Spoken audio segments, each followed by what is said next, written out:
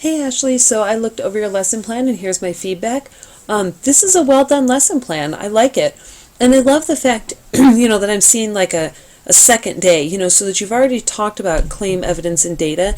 Now we're going to talk about warrants and continue to look at, arguable claims and rhetorical appeals. Because it's not something that you can just teach one day and walk away from. Definitely, it's hard stuff, right? So cruising through all this because that is well aligned and looks good. Okay. Right into a learning activity. So I like the fact that you're having them read it and then summarize its argument. By the way, you only allowed 5 minutes for this. It's going to take them longer than 5 minutes to read and summarize the argument and find supporting claims. I'm thinking more like 10 to 12 minutes. Just a thought there, okay? Now, I noticed that you move into the direct instruction. I read the article aloud to students and verbally process, mark up the paper on the projector of the argument presented. But you need a transition right here. You need to talk about why you're doing this. If you had them read it and summarize, and okay, everyone back to me, and then you just jumped in, they're going to sit there and go, why is she doing this? I've already done it.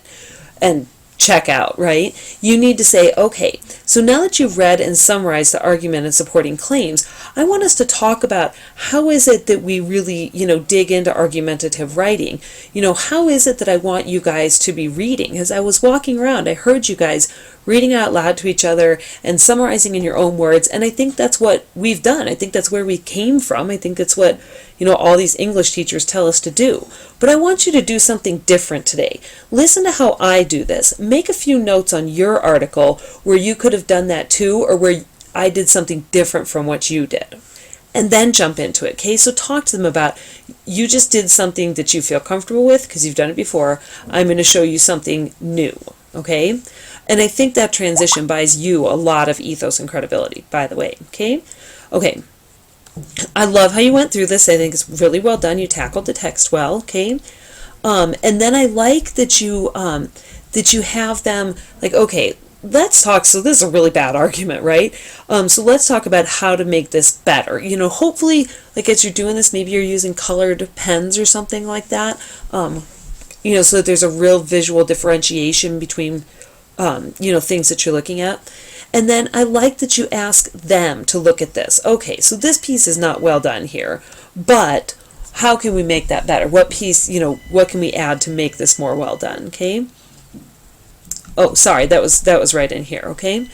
And then your exit ticket, each partner group shows me their warrants and can defend why they wrote them.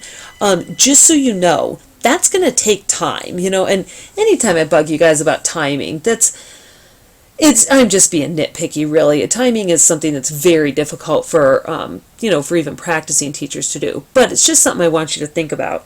If you had each class show you the warrant and defend why they wrote it, it's going to take you average class size. Heck, I don't know, that could take you 10 to 15 minutes to talk to each student.